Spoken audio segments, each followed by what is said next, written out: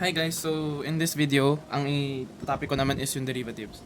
So straight to the point tayo dito. Ang gagawin natin, papakita ko muna tapos tsaka ko explain yung concept ng derivative. So let's say this is function f of x. Function f of x, this graph. So what if we want to find the rate of change from here to here? So kapag gumawa ka ng slope dyan, tatama sa dalawang point na yan, that is actually a secant line. Right? So, kung babalikan nyo sa pre-calculus nyo and sa high school math, ang secant line, yung line na tumatama sa curve or sa circle ng dalawang beses. Okay? So, what if yung dalawang point na yon gagawin nating sobrang magkalapit na parang ang distance nila is 0. So, ipapakita ko yung representation niya sa limit. So, limit of f f of x plus h.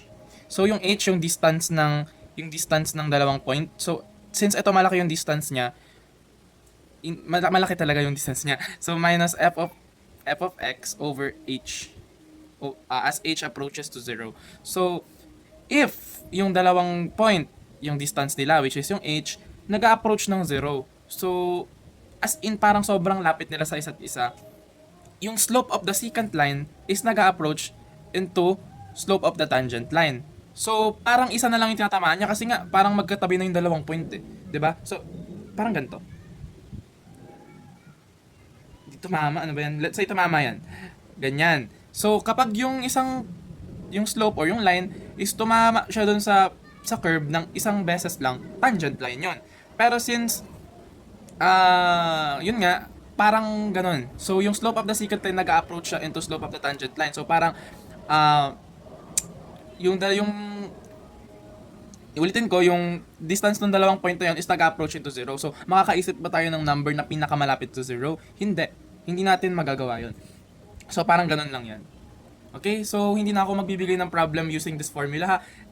Gagamit ako ng standard formula for integration tuloy, for differentiation. So, we have constant rule, derivative of a constant c is equal to 0. So, any number, kahit 1 million, kahit 1 billion, kahit trillion, pag diniderivative mo yan, 0 yan. So, kung nakikita nyo sa mga TikTok videos, kapag diniderivative, di ba, nilalagay nila sa score nila, derivative of 100 over 100, 0 yun, ibig sabihin. So, dito, constant rule yan. So, next is the derivative power rule. We have d over dx of x raised to n. So, we have n. I-multiply mo si n kay x, so ibababa mo si n times x raised to n minus 1. Okay? Tapos, next naman is constant multiple rule. Paano kung may constant na minumultiply kay x? So, d over dx of c times x raised to n. Okay? So, si c, pwede mo siyang ilabas sa differentiation kasi kapag gumamit ka ng product rule, ganun din ang lalabas dyan. So, ganito yan. C times the derivative of x raised to n. Okay? So, parang pareho lang naman yan. You will just multiply c to the derivative of x raised to n. So, next formula natin, huwag mo na chain rule, no? Ano muna tayo? Product rule. D over dx of a product of two functions. So, if we have function f of x times g of x times g of x, it is equal to f prime of x times g of x plus f of x times g of x, g prime of x. Okay. So, if titignan mo, ano na lang, maging mindful na lang. So, f prime of x, ibig sabihin, derivative ng f of x, tapos times g of x as is. Tapos plus, dalawang part siya, dalawang part. So, sa pangalawang part, leave naman si f of x as is, tapos i-derivative mo si second function, si g of x. Okay? So, parang ano lang yun eh. Derivative ng first times ito, tapos derivative naman ng second times ito. Okay? Ganun lang yan. Tapos, we have quotient rule. Hindi ko nilalagay ng pangalan, no, pero sana nakukuha nyo. So, d over dx of quotient of function. So, function f of x over g of x.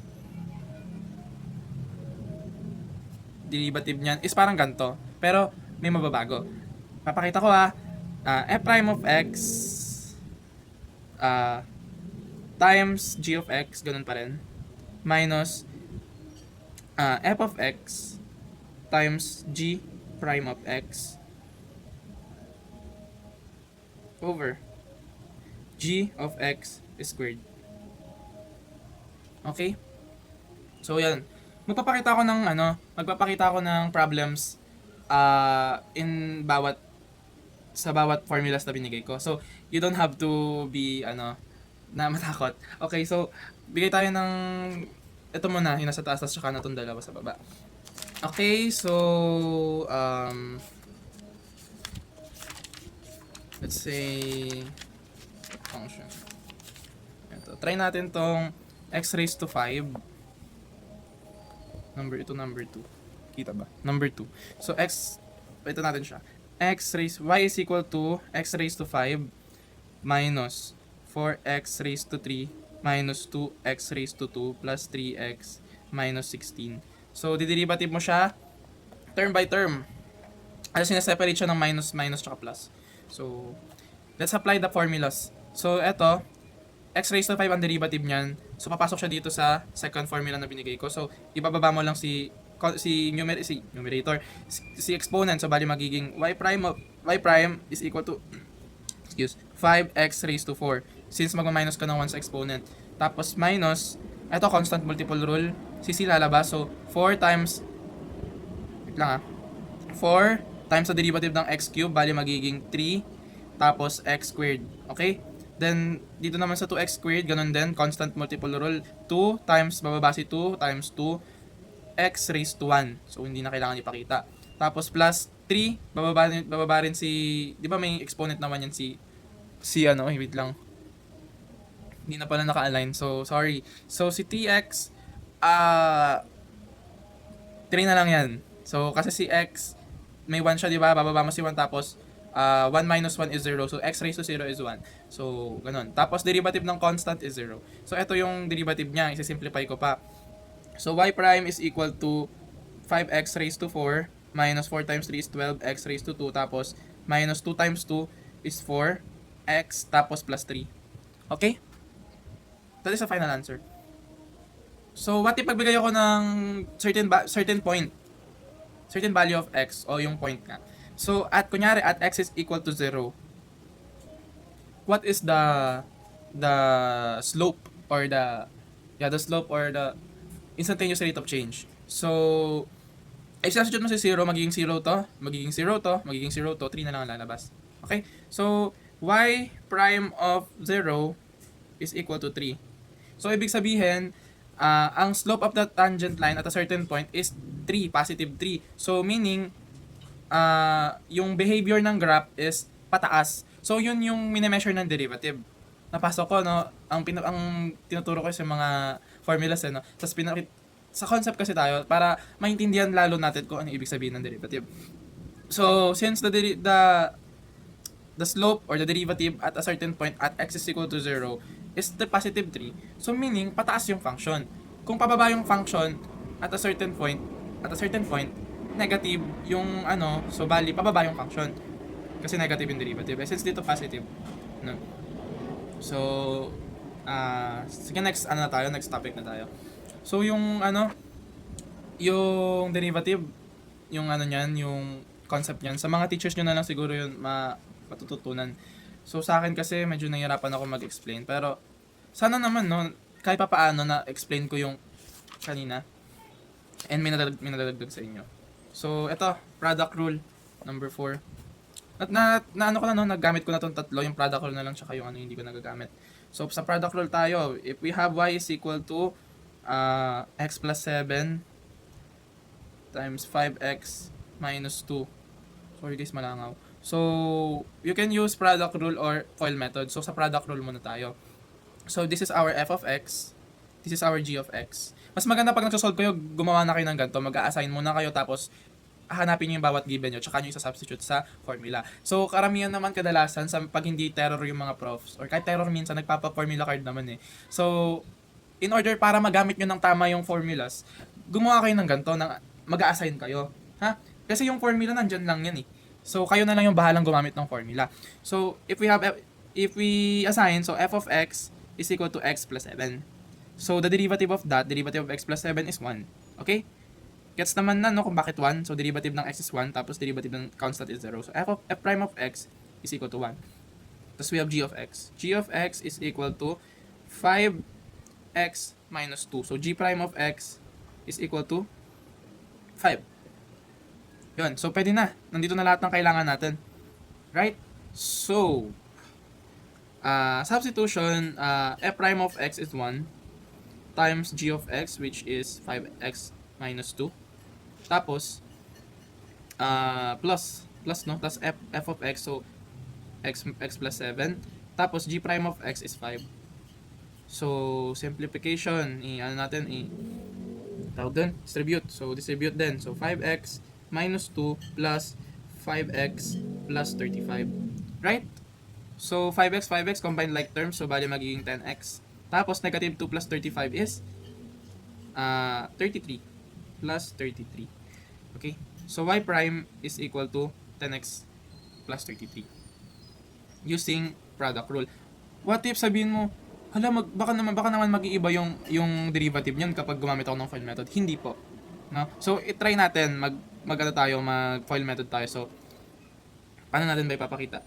So, dito ko na rin sa taas ilalagay. So, x times 5x. So, first times first is 5x squared. Right? Tapos, inner times, plus outer, diba? Tapos, 7 times 5x is 35x, right? So, plus 35x. Tapos, negative 2 times x is negative 2x. Tapos, 7 times negative 2 is negative 14. Combine like terms, pag pinag-combine mo to, magiging 33x. Okay? So, in FOIL method, we got 5x squared plus 33x minus 14. Tapos, diderivative pa natin yan. Pag dinerivative natin yan, y prime, 2 times 5 is 10.